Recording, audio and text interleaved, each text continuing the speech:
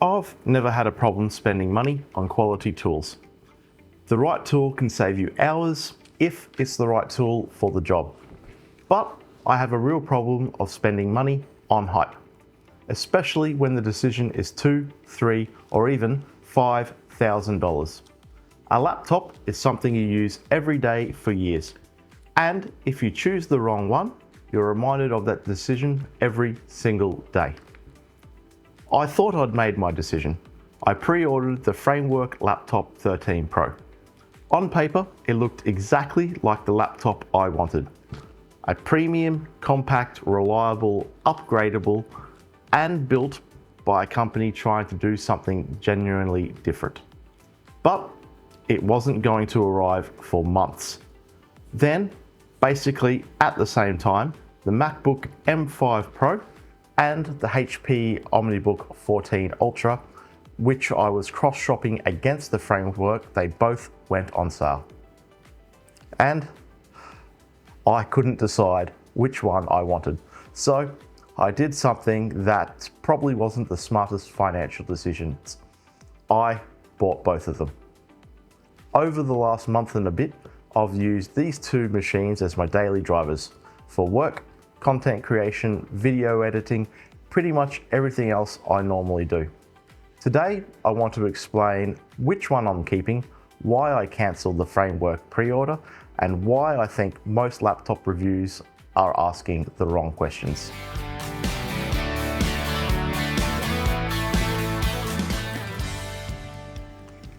Before talking about processors, benchmarks, or operating systems, we need to establish what problem I was actually trying to solve.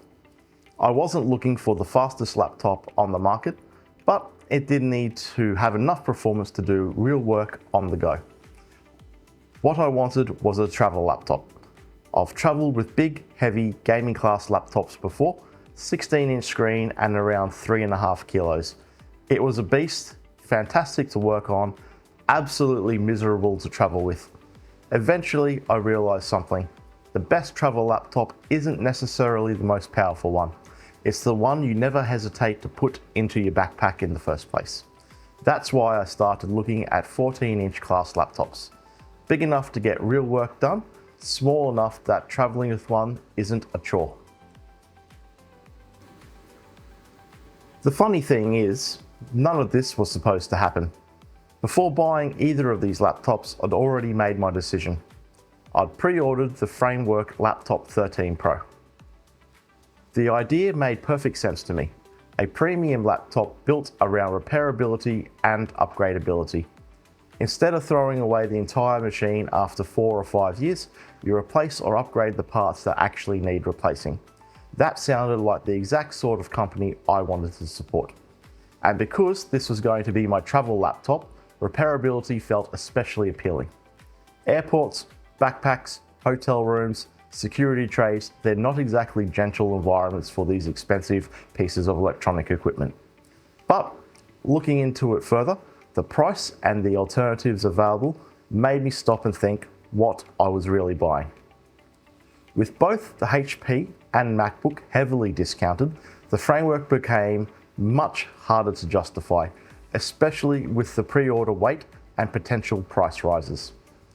The Framework configuration I was looking at was roughly 3,600 Australian dollars, and this was before the recent price rises. A similar configuration today is almost $5,200. This HP cost me just under $2,000. The MacBook was ordered before the recent Apple price rises, and it cost me just under 2,700 Australian dollars. That's more than a $1,600 price difference between the HP and the Framework. And at today's prices, that blows out to an almost $3,000 difference. At that price, I was already being asked to pay a serious premium for repairability and modularity.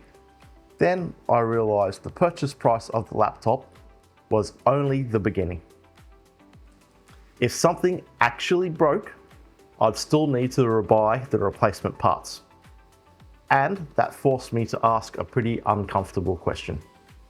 Would repairability actually be worth the upfront premium if the repairs themselves were still expensive? For me, the answer was no. Now, before the comment section explodes, let me be clear. I still think repairability is a fantastic idea. I wish more manufacturers embraced it. Repairability helps with real problems.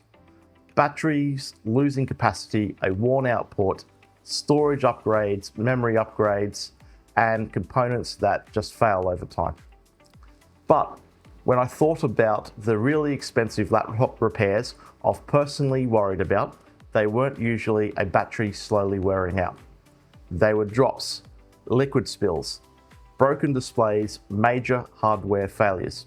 Repairability can absolutely make some of those repairs easier, but it doesn't eliminate the risk, and it doesn't make replacement parts free. That's the distinction that changed my perspective. Repairability and repair costs are not the same thing. Take the coffee spill, for example.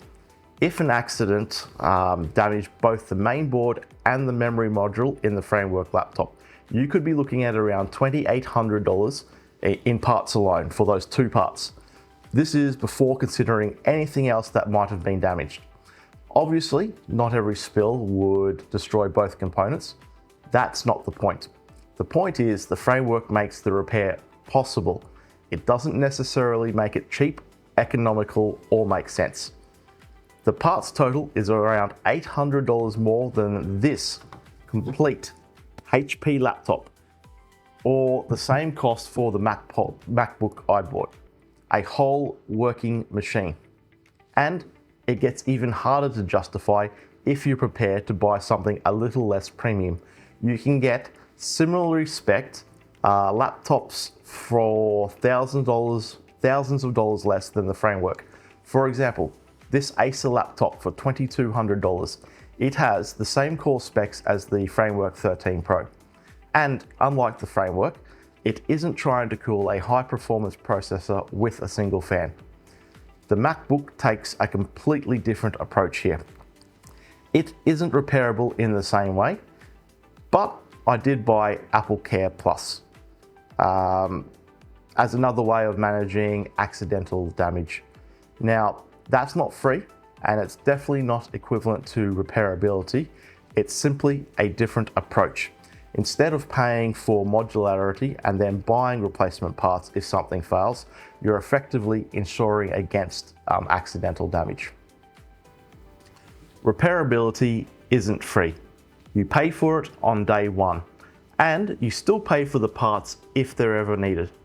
That's ultimately why I cancelled the pre-order. The framework was already too expensive for my use case, and when I realized major repair costs could cost as much or more than another similarly spec'd complete laptop, the financial argument became even harder for the framework. Framework solves a real problem. It just wasn't the biggest problem I needed to solve, and it wasn't a problem I could justify paying that much to solve. I wasn't trying to buy the most repairable laptop. I was trying to find the laptop I'd tolerate carrying around the world with me for the next 5 years. So, if framework wasn't the answer, how did these two end up on my desk? And which one would I actually spend my money on today if I had to do it again? After cancelling the framework pre-order, I still had the same problem. I needed a portable laptop with enough performance for work and content creation, and it needed to be something I actually enjoyed using every day. This is where the HP OmniBook Ultra came in. This is a Snapdragon X2 Elite X290-100 processor, 32 gig of RAM, 1 terabyte SSD, and a 14-inch OLED touchscreen. Before going any further, I want to make something clear. This is not a budget laptop. I think people sometimes see something priced below a MacBook Pro and automatically put it in the cheaper alternative category. This is not that. The HP OmniBook Ultra sits in HP's premium range. its recommended retail price sits around $5,000.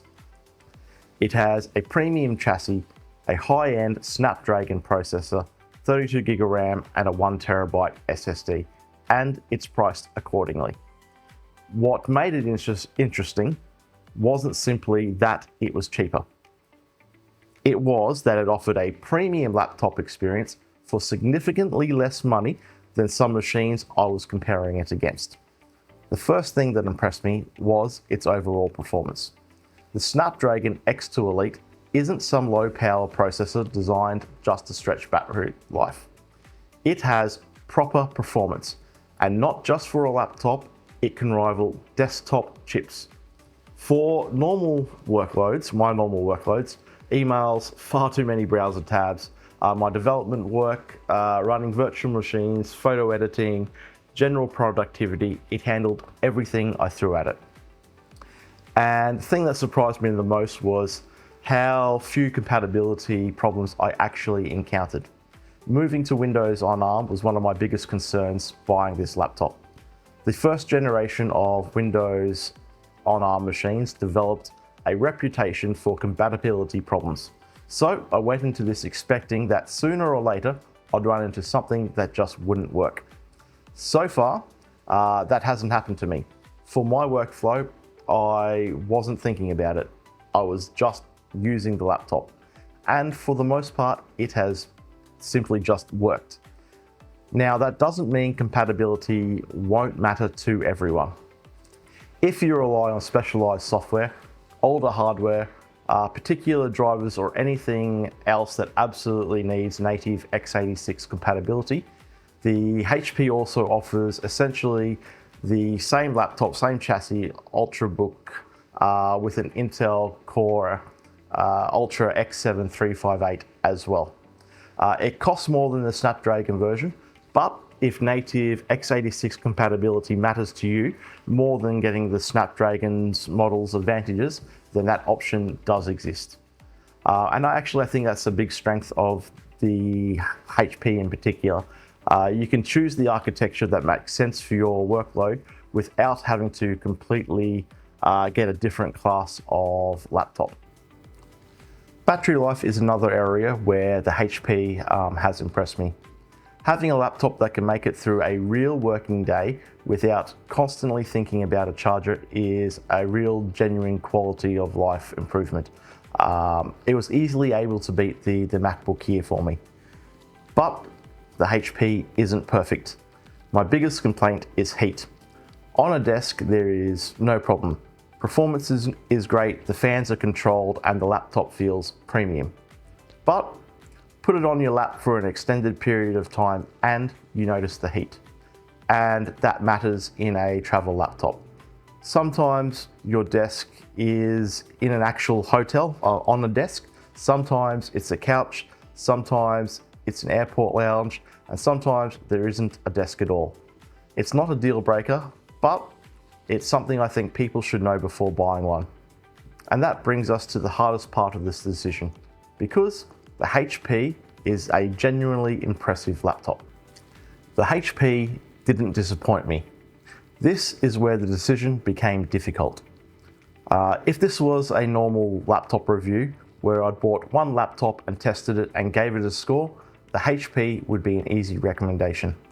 It's fast, it has excellent battery life, 32GB of RAM, it's lightweight, and when it's on sale, it gives Windows users a genuinely premium laptop at a fantastic price. But then I started comparing it to the MacBook, and I need to make something crystal clear here. Before buying this laptop, I'd never actually owned or used a MacBook before. I've been a lifelong Windows user. So buying a MacBook as a travel laptop came with another concern that had nothing to do with benchmark numbers. Could I actually rely on it? It's one thing to buy a Mac because you like the hardware. It's another thing entirely to make it the computer that you take traveling and discover halfway through a trip that something you need either doesn't work or requires your Windows machine sitting back on your desk at home. That made me hesitant about relying on the MacBook alone. After more than a month of using it, that concern has pretty much disappeared. So far, I haven't found anything I wanted to do that I couldn't do on the Mac. There was definitely a learning curve moving from Windows to Mac OS, and there are still things Windows does better that I prefer. There are also things that Mac OS does differently that took me a while to get used to. But compatibility hasn't been a problem that hasn't been the problem that I expected it to be. I've been able to do my work, I've been able to edit, I've been able to create content, and I've been able to use the applications or similar variations of the apps that I actually need. Now, that doesn't automatically make the MacBook better for everyone. It isn't, but it turned out to be the better tool for the problem that I needed to solve. The roughly $700 price gap that I paid isn't insignificant. For plenty of people, that alone will be the deciding factor. With Apple's recent price change, there's no guarantee you'll see these two machines priced that closely again. But for my use case specifically, traveling, creating videos on the go, editing footage, and using this machine every day, the MacBook solves some problems that the HP simply couldn't. The HP is a premium laptop. It doesn't feel cheap and it doesn't feel like a compromise. But Apple has spent years refining the overall experience of the MacBook. The trackpad, the speakers, the keyboard, the way the lid opens, the rigidity of the chassis, the way the whole machine feels when you pick it up. These sound like small things, and individually they are. But they're also things you interact with every single day. Over hundreds or thousands of hours of ownership, they do add up. For something that I'm going to consistently take in and out of a backpack while traveling, the MacBook simply feels way more solid. For everyday work, email browsing, office applications, remote work, both laptops are extremely capable. I don't sit down at the HP and think it's slow or there's anything I really am lacking. It isn't slow. It is a fantastic machine. But when I move into heavier work, particularly video editing and workloads that can make use of the stronger GPU performance, the MacBook pulls ahead for me. The biggest reason I kept returning to it wasn't simply the CPU, it was the complete creative workflow. GPU performance, efficiency, media handling, battery life while doing heavier work away from the wall. And being able to sit somewhere while traveling and edit without feeling like I'm fighting the machine. That's where the extra money started to make sense to me. Not because Apple is magically better, and not because the HP isn't good enough, they're solving slightly different problems. On paper, the HP wins the memory comparison. It has 32 gig. My MacBook has 24 gig of unified memory. I would have preferred 32 gig in the MacBook, absolutely. I'd always rather have more memory. But after using the machine for more than a month, I haven't felt limited by the 24 gig. Apple's unified memory architecture works differently, and for my particular workload, the practical difference has been smaller than the raw numbers might suggest. That does not mean 24 gig is magically the same as 32. It isn't. It simply means memory capacity isn't the only thing determining how a laptop performs in real-world use. So, after more than a month, which one am I keeping? It is the MacBook. And that's probably the opposite of what I expected when this whole thing started. I'd never owned a Mac before. I wasn't completely comfortable with the idea of relying on one as my only laptop while traveling. After actually living with it for more than a month, that concern is completely gone. Here's the important distinction. The HP OmniBook Ultra is probably the smarter purchase for a lot of people. It gives you an excellent premium Windows laptop experience, excellent battery life, 32 gig of RAM, strong performance, and especially at the price that I paid, tremendous value. And if Snapdragon compatibility worries you, then there is still always the Intel X7 version that's essentially the same machine. The MacBook is simply the better tool for the particular problems I needed my travel laptop to solve. And the good news is the HP isn't going anywhere.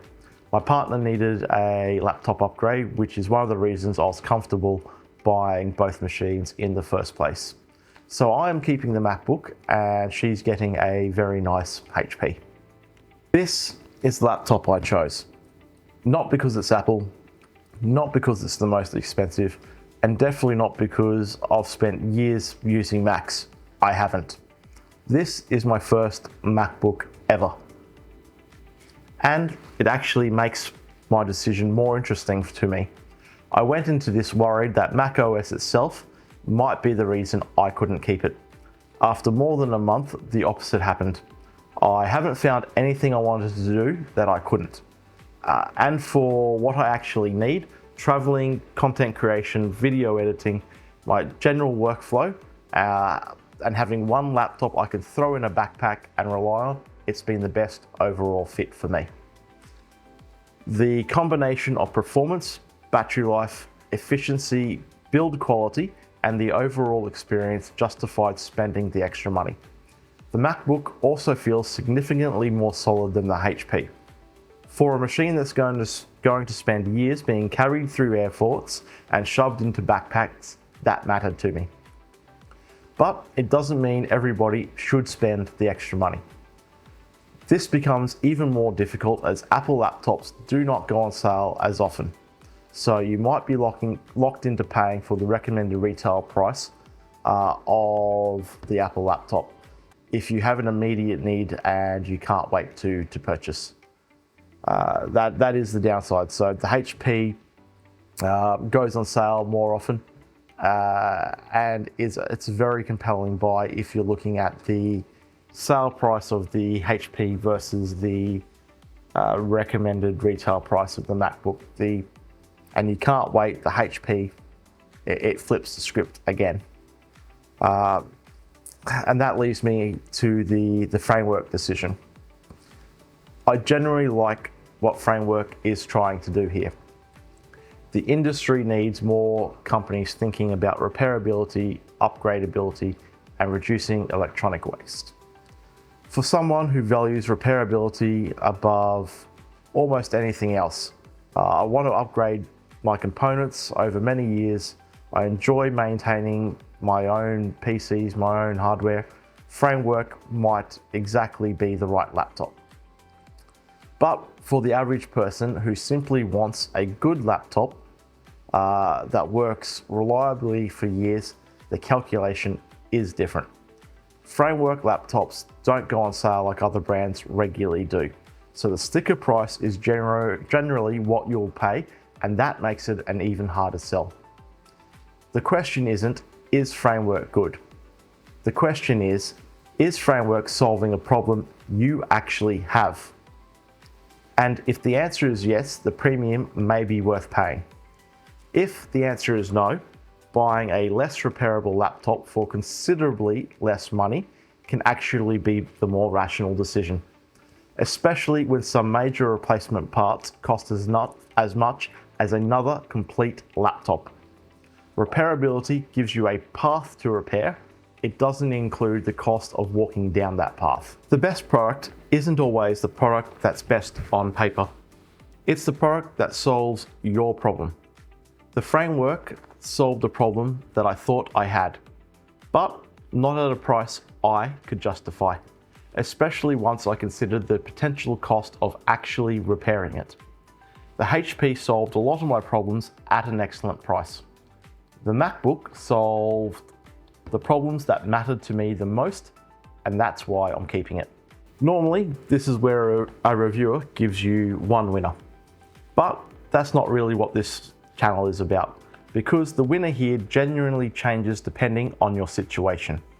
Both laptops here from major brands do regularly go on sale, and this makes the framework even harder to justify as it's competing against their recommended retail price, not the sale price you can regularly achieve with these laptops.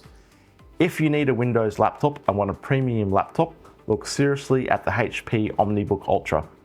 If you're comfortable with ARM, the Snapdragon version has been far less problematic for me than I expected. If you need native x86 compatibility, HP gives you that option as well with Intel.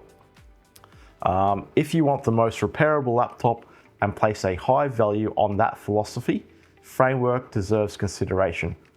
Just remember, repairability gives you the ability to replace a component. It doesn't mean the replacement component is cheap. And if you create content, travel regularly, and want the best overall tool for that workflow, the MacBook Pro is where I landed. Even though a month ago, I wasn't sure I could rely on a Mac at all. This entire process started because I was trying to choose a laptop. But really, I was trying to answer a much bigger question. What am I actually paying for? And does it solve a problem that matters to me? That's the question we should be asking before buying anything. I'm Murph, and remember, I'm not here to review products. I'm here to help you make better buying decisions. Thanks for watching, and I'll see you in the next one.